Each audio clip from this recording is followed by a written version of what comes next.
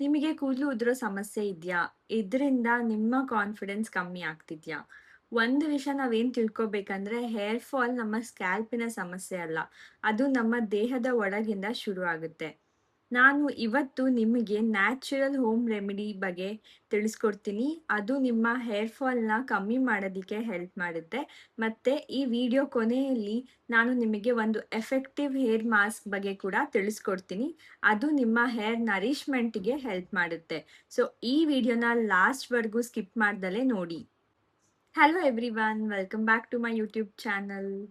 Hair fall ಸಮಸ್ಯೆಯಿಂದ ನಿಮಗೆ ತುಂಬ ತೊಂದರೆ ಆಗ್ತಿದ್ಯಾ? ಹಾಗಾದ್ರೆ ನೀವು ಈ ವಿಡಿಯೋನ ಸ್ಕಿಪ್ ಮಾಡ್ದಲೇ ಲಾಸ್ಟ್‌ವರೆಗೂ ನೋಡಿ. ನಾನು ಇದರಲ್ಲಿ ಹೇಳ್ಕೊಡುವಂತಹ ನ್ಯಾಚುರಲ್ ರೆಮಿಡಿನ ನೀವು ಟ್ರೈ ಮಾಡಿದ್ರೆ ನಿಮಗೆ ಹೇರ್ ಫಾಲ್ ಸಮಸ್ಯೆ ಖಂಡಿತವಾಗಿಯೂ ದೂರ ಆಗುತ್ತೆ. ನಾನು ಇವತ್ತು ಮನೆಯಲ್ಲೇ ಇರುವಂತಹ ಇಂಗ್ರೀಡಿಯೆಂಟ್ ಯಾವ ರೀತಿ ನಮ್ಮ ಹೇರ್ ಫಾಲ್‌ನ ರಿಡ್ಯೂಸ್ ಮಾಡೋದಕ್ಕೆ ಹೆಲ್ಪ್ ಮಾಡುತ್ತೆ ಅಂತ ನಿಮಗೆ ತಿಳಿಸ್ಕೊಡ್ತೀನಿ. ಯಾವುದೇ ರೀತಿಯಾದ ಪ್ರಾಡಕ್ಟ್ಸ್‌ನ ನೀವು ಯೂಸ್ ಮಾಡೋದು ಇಲ್ಲ. ಎಲ್ಲ ನ್ಯಾಚುರಲ್ ರೆಮಿಡಿ ಬಗ್ಗೆನೇ ನಾನು ಇವತ್ತು ನಿಮಗೆ ತಿಳಿಸ್ಕೊಡ್ತೀನಿ. ಮೊದಲಿಗೆ ಕಪ್ಪು ಎಳ್ಳು ಅಂದರೆ ಬ್ಲ್ಯಾಕ್ ಸಿಸೇಮ್ ಸೀಡ್ಸ್. ಇದು ನಮ್ಮ ಹೇರ್ ಫಾಲಿಗೆ ಯಾವ ರೀತಿ ಕಾಂಟ್ರಿಬ್ಯೂಟ್ ಮಾಡುತ್ತೆ, ಹೇರ್ ಫಾಲ್‌ನ ಕಮ್ಮಿ ಮಾಡೋದಕ್ಕೆ ಯಾವ ರೀತಿ ಕಾಂಟ್ರಿಬ್ಯೂಟ್ ಮಾಡುತ್ತೆ ಅಂತ ನಾನು ನಿಮಗೆ ತಿಳಿಸ್ಕೊಡ್ತೀನಿ. ಕಪ್ಪು ಎಳ್ಳು ಇದರಲ್ಲಿ iron, zinc, vitamin, omega 3 fatty acids ಈ ಥರ ಹಲವಾರು ನ್ಯೂಟ್ರಿಯೆಂಟ್ಸ್ ಇರೋದ್ರಿಂದ ನಮ್ಮ ಹೇರ್ ಫಾಲ್ ಕಮ್ಮಿ ಮಾಡೋದಕ್ಕೆ ಇದು ಹೆಲ್ಪ್ ಮಾಡುತ್ತೆ. ನಾವು ಕಪ್ಪು ಎಳ್ಳನ್ನ ಜಾಸ್ತಿ ತಿನ್ನೋದ್ರಿಂದ ನಮ್ಮ ಹೇರ್ ಫಾಲ್ ಸಮಸ್ಯೆ ದೂರ ಆಗುತ್ತೆ. ಕೆಲವೊಬ್ರು ಕಪ್ಪು ಎಳ್ಳು ಇಂದ ಬಂದಿರುವ ಎಣ್ಣೆ ಕೂಡ ಕೂದಲಿಗೆ ಅಪ್ಲೈ ಮಾಡ್ತಾರೆ.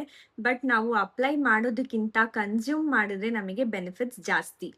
ಕಪ್ಪು ಎಳ್ಳು ಅಲ್ಲಿರುವಂತಹ ನ್ಯೂಟ್ರಿಯೆಂಟ್ಸ್ ನಮ್ಮ ಹೇರ್ ಫಾಲ್ ರಿಡ್ಯೂಸ್ ಮಾಡೋದಕ್ಕೆ ಹೆಲ್ಪ್ ಮಾಡುತ್ತೆ. ಹೊಸ ಕೂದಲು ಬರೋದಕ್ಕೆ ಇದು ಸಹಾಯ ಮಾಡುತ್ತೆ. ನಮ್ಮ ಕೂದಲನ್ನ ಸ್ಟ್ರಾಂಗ್ ಮಾಡೋದಕ್ಕೆ ಕೂಡ ಇದು ಹೆಲ್ಪ್ ಮಾಡುತ್ತೆ. ಸೊ ಈ ಇಂಗ್ರೀಡಿಯೆಂಟ್‌ನ ಯೂಸ್ ಮಾಡಿಕೊಂಡು ಮನೇಲಿ ಯಾವ ರೀತಿಯಾದ ಒಂದು ಹೆಲ್ತಿ ರೆಸಿಪಿನ ಮಾಡ್ಬೋದು ಅಂತ ನಾನು ನಿಮಗೆ ಇವತ್ತು ತಿಳಿಸ್ಕೊಡ್ತೀನಿ. ಹೇರ್ ಗ್ರೋತ್‌ಗೆ ಒಂದು ಸೂಪರ್ ಲಡ್ಡು ಮಾಡೋದು ಹೇಗೆ ಅಂತ ನೋಡೋಣ ಬನ್ನಿ. ಇದಕ್ಕೆ ಬೇಕಾಗಿರುವಂಥ ಇಂಗ್ರೀಡಿಯೆಂಟ್ಸ್ 100 ಗ್ರಾಮಷ್ಟು ಕಪ್ಪು ಎಳ್ಳು, 100 ಗ್ರಾಮಷ್ಟು ಬಿಳಿ ಎಳ್ಳು, ಸನ್‌ಫ್ಲವರ್ ಸೀಡ್ಸ್ 100 ಗ್ರಾಮಷ್ಟು, ಪಂಪ್ಕಿನ್ ಸೀಡ್ಸ್ 100 ಗ್ರಾಮಷ್ಟು, chia seeds 100 gram, amla powder 50 gram, ಬೆಲ್ಲ ಆಪ್ಷನಲ್, ನಿಮಗೆ ಬೇಕಂದ್ರೆ ನೀವು ಯೂಸ್ ಮಾಡ್ಬೋದು. ನೀವು ಈ ಎಲ್ಲ ಇಂಗ್ರೀಡಿಯೆಂಟ್ಸ್‌ನು ಸ್ವಲ್ಪ ತುಪ್ಪ ಹಾಕೊಂಡು ಪ್ಯಾನ್‌ನಲ್ಲಿ ಹುರ್ಕೊಳ್ಳಿ. ಹುರ್ಕೊಂಡಿದ ನಂತರ ಇದನ್ನ ಫೈನ್ ಆಗಿ ಗ್ರೈಂಡ್ ಮಾಡಿಕೊಂಡು ಬಿಸಿ ಇದ್ದಾಗೇನೆ ನೀವು ಇದನ್ನ ಲಡ್ಡು ಥರ ಮಾಡ್ಕೋಬೋದು. ಇಲ್ಲ ನಿಮಗೆ ಲಡ್ಡು ಮಾಡ್ಕೊಳ್ಳೋದಕ್ಕೆ ಆಗಲಿಲ್ಲ ಅಂದ್ರೂ ನೀವು ಇದನ್ನ ಗ್ರೈಂಡ್ ಮಾಡಿ ಇಟ್ಕೊಂಡು ಎವ್ರಿ ಡೇ ಬೆಳಗ್ಗೆ 2 ಸ್ಪೂನ್ ಮತ್ತೆ ರಾತ್ರಿ ಮಲ್ಗೋಕ್ಕೂ ಮುಂಚೆ 2 ಸ್ಪೂನ್ ತಿಂದರೆ ನಿಮಗೆ ಇದರಲ್ಲಿ ಇರುವಂಥ ಎಲ್ಲ ಇಂಗ್ರೀಡಿಯೆಂಟ್ಸು ಹೇರ್ ಗ್ರೋತ್‌ಗೆ ಸಹಾಯ ಮಾಡುವಂಥ ಇಂಗ್ರೀಡಿಯೆಂಟ್ಸ್ ಆಗಿದೆ. ಇದೆಲ್ಲ ತುಂಬಾ ನ್ಯೂಟ್ರಿಷಿಯಸ್ ಆಗಿದೆ. ಹಾಗಾಗಿ ನೀವು ಇದನ್ನ ಕನ್ಸ್ಯೂಮ್ ಮಾಡಿದ್ರೆ ನಿಮ್ಮ ಹೇರ್ ಫಾಲ್ ಸಮಸ್ಯೆ ದೂರ ಆಗುತ್ತೆ. ಈ ಲಡ್ಡು ಇಂದ ಯಾವ ರೀತಿ ನಮ್ಮ ಹೇರ್ ಫಾಲ್ ಕಮ್ಮಿ ಆಗುತ್ತೆ? ಮೊದಲು ನಮಗೆ ಹೇರ್ ಫಾಲ್ ಯಾಕಾಗುತ್ತೆ ಅಂತ ತಿಳ್ಕೊಳ್ಳೋಣ. ಹೇರ್ ಫಾಲ್ ಆಗೋದಕ್ಕೆ ಮೇನ್ ರೀಸನ್ ಐರನ್ ಮತ್ತೆ ಪ್ರೋಟೀನ್ ಕಮ್ಮಿ ಆದಾಗ. ಐರನ್ ಅಂಡ್ ಪ್ರೋಟೀನ್ ಡಿಫಿಷಿಯನ್ಸಿ ಯಾವಾಗ ನಮ್ಮ ಬಾಡಿಲಿ ಇರುತ್ತೆ ಆವಾಗ ನಮಗೆ ಹೇರ್ ಫಾಲ್ ಸ್ಟಾರ್ಟ್ ಆಗುತ್ತೆ. ಸೊ ಐರನ್ ಡಿಫಿಷಿಯನ್ಸಿ ಇದ್ದಾಗ ನಮ್ಮ ಸ್ಕ್ಯಾಲ್ಪಿಗೆ ಬ್ಲಡ್ ಸರ್ಕ್ಯುಲೇಷನ್ ಪ್ರಾಪರ್ ಆಗಿ ಆಗಲ್ಲ. ಇದರಿಂದ ಸ್ಕ್ಯಾಲ್ಪಿಂದ ನಮ್ಮ ಕೂದಲು ಉದ್ರೋದಕ್ಕೆ ಜಾಸ್ತಿ ಆಗುತ್ತೆ. ನಂತರ ಪ್ರೋಟೀನ್ ಡಿಫಿಷಿಯನ್ಸಿ ಇದ್ರೆ ನಮ್ಮ ಬಾಡಿಲಿ ನಮ್ಮ ಕೂದಲು ತಿನ್ನಾಗುತ್ತೆ. ನಮ್ಮ ಕೂದಲಿನ ಮೇನ್ ಸ್ಟ್ರಕ್ಚರ್ ಇರೋದೇ ಪ್ರೋಟೀನಿಂದ. ಸೊ ನಮ್ಮ ದೇಹದಲ್ಲಿ ಪ್ರೋಟೀನ್ ಕಂಟೆಂಟ್ ಕಮ್ಮಿ ಆದರೆ ಇರುವಂತಹ ಪ್ರೋಟೀನ್ನ ನಮ್ಮ ದೇಹ ಬೇರೆ ಎಲ್ಲಿ ರಿಕ್ವೈರ್ಮೆಂಟ್ ಇರುತ್ತೆ ಅಲ್ಲಿಗೆ ಪ್ರೋಟೀನ್ನ ಕೊಡುತ್ತೆ. ಆವಾಗ ನಮ್ಮ ಕೂದಲಿಗೆ ಪ್ರೋಟೀನ್ ಬರೋದು ಕಮ್ಮಿ ಆಗುತ್ತೆ. ಇದರಿಂದ ಕೂಡ ನಮಗೆ ಹೇರ್ ಫಾಲ್ ಸಮಸ್ಯೆ ಜಾಸ್ತಿ ಆಗುತ್ತೆ. ಇದರಿಂದ ನಮ್ಮ ಕೂದಲು ತಿನ್ನಾಗುತ್ತೆ. ಸ್ಕ್ಯಾಲ್ಪಿಂದ ಕೂದಲು ಉದ್ರೋದಕ್ಕೆ ಸ್ಟಾರ್ಟ್ ಆಗುತ್ತೆ. ಸೊ ನಾವು ಈ ಡಿಫಿಷಿಯನ್ಸಿನ ಅವಾಯ್ಡ್ ಮಾಡಿದ್ರೆ ನಮ್ಮ ಕೂದಲು ಉದುರುವ ಸಮಸ್ಯೆ ಕಮ್ಮಿ ಆಗುತ್ತೆ. ನೀವು ನಾನು ಹೇಳಿರುವಂತಹ ಲಡ್ಡುನ ಮಾಡಿ ಕನ್ಸ್ಯೂಮ್ ಮಾಡಿದ್ರೆ ನಿಮಗೆ ಡೆಫಿನೆಟ್ಲಿ ಹೇರ್ ಫಾಲ್ ಸಮಸ್ಯೆ ಕಮ್ಮಿ ಆಗುತ್ತೆ. ನಾನು ಇನ್ನೂ ಒಂದು ಲಡ್ಡು ರೆಸಿಪಿನ ನನ್ನ ಚಾನಲಲ್ಲಿ ಆಲ್ರೆಡಿ ಮಾಡಿ ಹಾಕಿದ್ದೀನಿ. ಅದರಲ್ಲಿ ನಾನು ಹಲವಾರು ಪ್ರೋಟೀನ್ ರಿಚ್ ಇರುವಂತಹ ಇಂಗ್ರೀಡಿಯೆಂಟ್ಸ್‌ನ ಯೂಸ್ ಮಾಡಿದ್ದೀನಿ. ನೀವು ಆ ರೆಸಿಪಿ ಕೂಡ ಟ್ರೈ ಮಾಡ್ಬೋದು. ಇವತ್ತು ನಾನು ಹೇಳಿದ್ದು ತುಂಬಾ ಸಿಂಪಲ್ ಆಗಿರುವಂತಹ ರೆಸಿಪಿ. ಆ್ಯಂಡ್ ನಮಗೆ ಹೇರ್ ಫಾಲ್ ಸಮಸ್ಯೆ ಕಮ್ಮಿ ಆಗಬೇಕಂದ್ರೆ ನಾವು ಕೆಲವೊಂದು ಎಕ್ಸಸೈಸ್, ಯೋಗ ಕೂಡ ಮಾಡ್ಬೋದು. ಯೋಗ ಮಾಡೋದ್ರಿಂದ ನಮ್ಮ ಬಾಡಿಗೆ ಬ್ಲಡ್ ಸರ್ಕ್ಯುಲೇಷನ್ ಜಾಸ್ತಿ ಆಗುತ್ತೆ. ಇದರಿಂದ ಕೂಡ ನಮ್ಮ ಹೇರ್ ಫಾಲ್ ಸಮಸ್ಯೆ ಕಮ್ಮಿ ಆಗುತ್ತೆ. ಎವ್ರಿ ಡೇ ನೀವು ಮಲ್ಗೋಕ್ಕಿಂತ ಮುಂಚೆ 5 ಮಿನಿಟ್ಸ್ ನಿಮ್ಮ ಹೆಡ್‌ಗೆ ಮಸಾಜ್ ಮಾಡಿ. ಇದರಿಂದ ಕೂಡ ಬ್ಲಡ್ ಸರ್ಕ್ಯುಲೇಷನ್ ಇಂಪ್ರೂವ್ ಆಗುತ್ತೆ.